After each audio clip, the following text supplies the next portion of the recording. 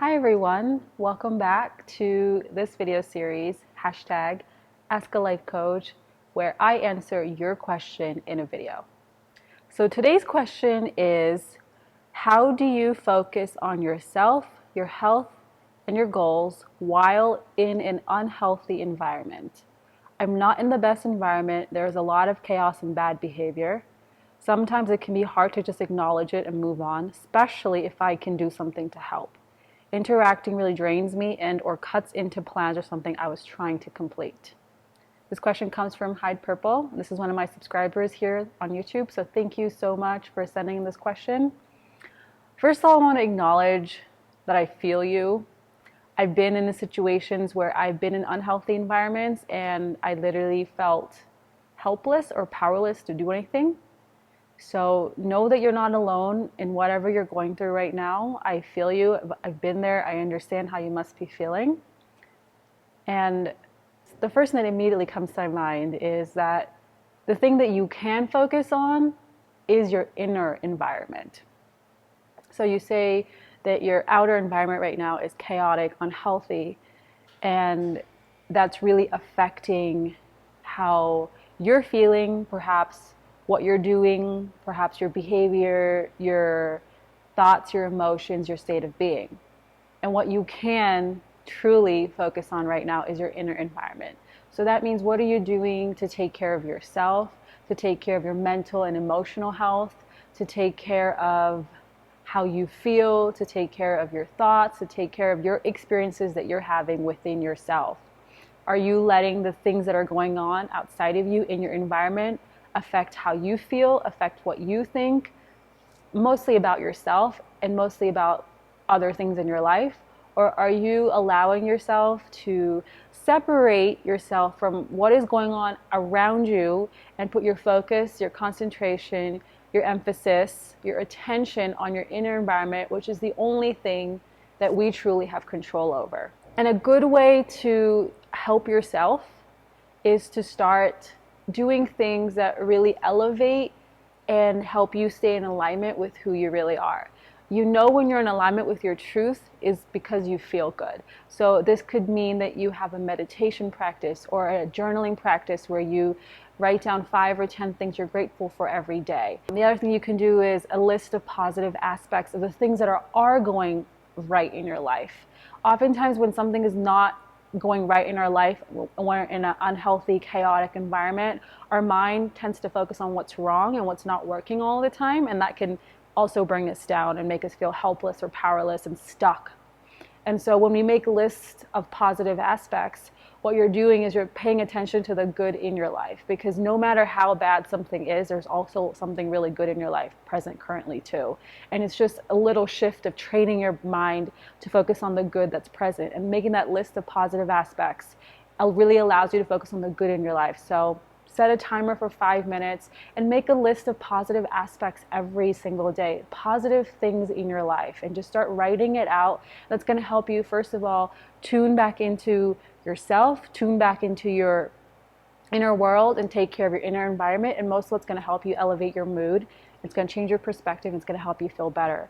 Another thing you can do is do things that support you and help you. If that means going on long walks, if that means working from a coffee shop, if that means doing things that really just facilitate or allow you to feel happy and peaceful, whatever that means for you. You're also wanting to know if there's something you can do to help, and maybe you are trying to help.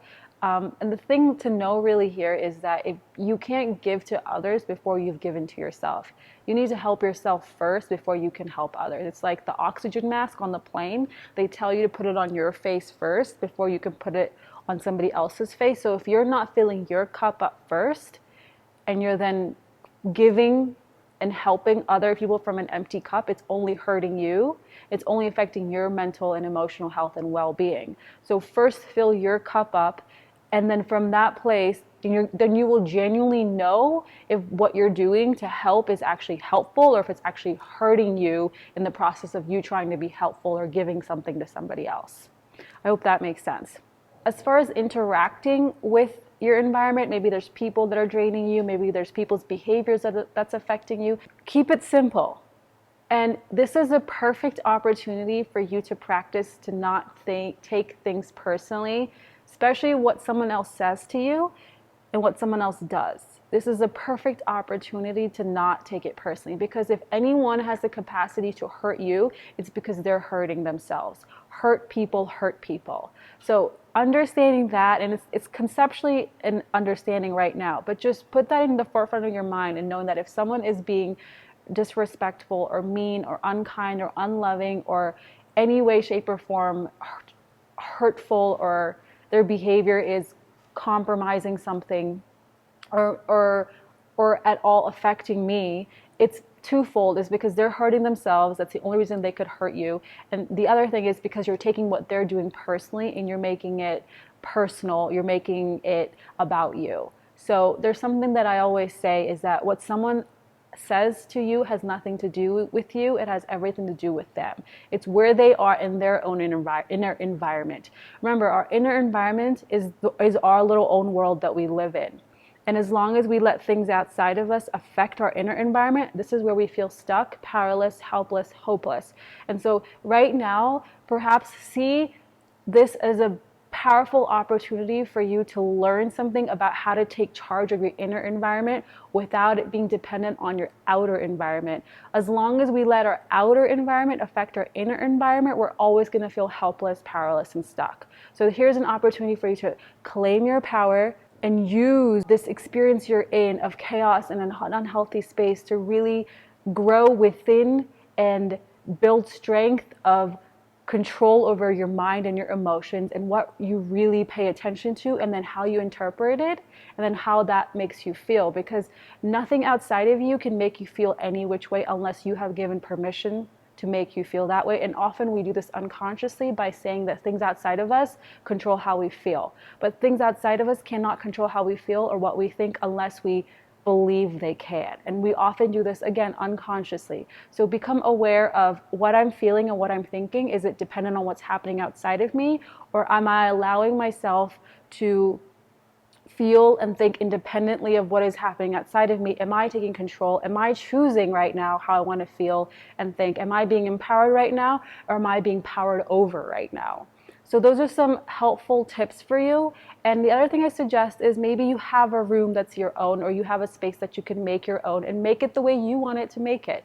You know, set up an altar where you have a vision board, or you have crystals, or you have something that you can go to every single morning or night, and just kind of brings you a sense of strength and reminds you of taking your power and keeping it within yourself, and not dispersing your power so quickly to the environment that you're in, but really taking charge and choosing that you have control over your own inner environment, even though you don't have control over your outer environment right now. Those are some of my tips for you. Share below in the comments if anything comes up for you. And wherever you are in the world, beloved, have a beautiful day. And remember to stay open. Do not let life close you. Do not let things happening in your life close you and cut you off from your power, cut you off from your true nature, cut you off from your unlimited self. Stay open. Allow yourself to remain open no matter what is going on out here. And if you can stay open through it, you'll always be grounded and at your center. Before you go, make sure you sign up to get access to the treasure chest, which is full of amazing resources from my heart to yours to support you on your journey so you can be empowered, aligned, and free within. It includes 8 workshops, an audio class, planting seeds journaling, a journaling ebook, and a step-by-step instruction guide on meditation. To sign up for that and get access to that, there's a link in my description box there. And enjoy the goodies. I hope it serves you.